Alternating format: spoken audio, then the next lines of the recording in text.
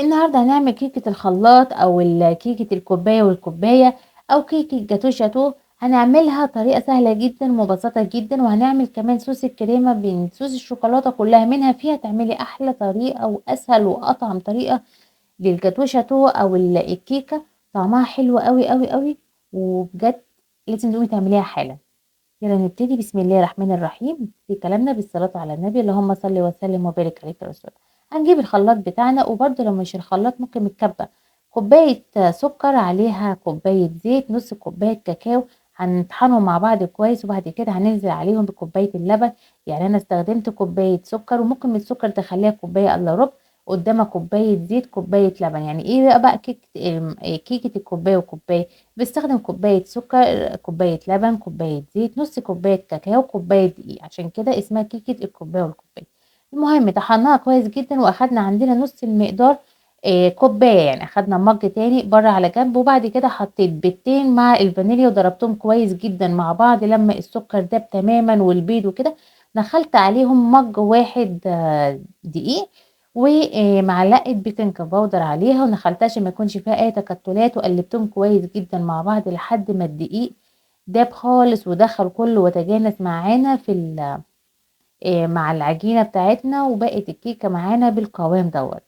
وانا شايله عندي كوبايه بره. هكون مسخنه الفرن مسبقا على الحراره 200، وابتدي في تجهيز الكيكه. احطها في الصينيه بتاعتي او القالب في البايركس في صينيه الفرن زي ما تحبي، ودخليها الفرن على حراره 200. هحضر طبقه الكريمه واعملها بطريقه حلوه جدا. عندنا كيسين دريم ويب وعليهم مج لبن، وقلبتهم ضربتهم كويس جدا، واللبن يكون ساقع اهم حاجه لما يوصل معايا للقوام دوت. هاخد معلقتين من صوص الشوكولاته اللي انا شلته، وهقلبهم واضربهم مع بعض كويس جدا لما يدينا طعم الشوكولاته. طعم الكريمه دي تحفه بجد، طعمها حلو قوي قوي قوي. وممكن على فكره تستغني برضو عن الشوكولاته دي، تحطي نكهه النسكافيه. بس انا اخدت من الصوص. الا بالظبط نص ساعه بالظبط الكيك استوت معايا.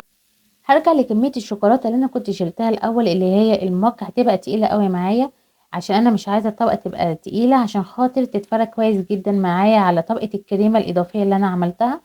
هفكها باللبن، احط معلقه معلقتين معلقتين لحد ما اوصل للقوام كانها بقى سايبه كده. او ممكن بس مش هحط زيت، لان انا اساسا كنت حاطه زيت اوريدي. فانا هفكها باللبن واحط واقلب معلقتين معلقتين، عشان لو حطيت لبن كميه كبيره مره واحده ممكن يخف مني جامد او يتقل مني، يعني ممكن القوام بتاعها يبوظ. خففي معلقه معلقتين معلقتين لحد ما توصلي للقوام اللي انت عايزاه. فانا حطيت بالظبط على بقيه المج، كنت انا خدت منه معلقتين قبل كده حطيته على الكريمه. بقيه المج الشوكولاته حطيت عليه 8 معالق لبن. الكيك عندنا برد تماما خلاص بقى بارد، وانا كنت حطيت الكريمه في التلاجة عشان تمسك وتبرد. فردناها وسويناها، بعد كده نزلنا عليها بالصوص الشوكولاته اللي احنا فكيناه عليها، اللي كنا اخدناه من الاول. فردناها عليها وسويناها تماما، ودخلناها تاني التلاجة عشان خاطر تمسك وتتماسك، وطبقة الشوكولاتة تتماسك. اهم حاجة نوزعها كويس جدا، وندخلها التلاجة مش على اقل يعني من ساعتين، ولو الفريزر نص ساعة. بس تبقى معانا تتماسك وحلو، تعرفي ان انت تقطعيها وتبقى شكلها جميل وحلو وطعمها روعة روعة روعة.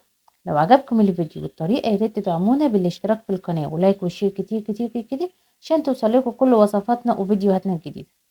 كده عندنا هي الكيكة بقت مظبوطة جدا وطلعت من التلاجة. انا حطيتها في التلاجة مش في الفريزر.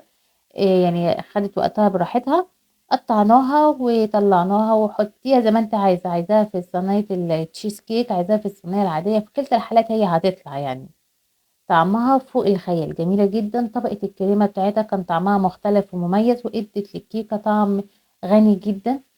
مكوناتها سهلة جدا، متوفرة في أي بيت، تقدري تعمليها في أي وقت، وطعمها لذيذ جدا. كوباية دقيق، كوباية زيت، كوباية لبن، كوباية إلا ربع سكر أو كوباية على حسب الرغبة، نص كوباية كاكاو، وبيضتين. طريقتها سهلة جدا وطعمها روعة روعة روعة. لازم تقوموا تجربوها حالا من كتر ما طعمها فوق الخيال. لو عجبكم الفيديو ما تنسوش تشتركوا في القناة ولايك وشير، عشان توصلكوا كل وصفاتنا وفيديوهاتنا الجديدة. وألف هنا وصحة عليكم، وأشوفكم في فيديو جديد ووصفة جديدة من قناة لمة العيلة. والسلام عليكم ورحمة الله وبركاته.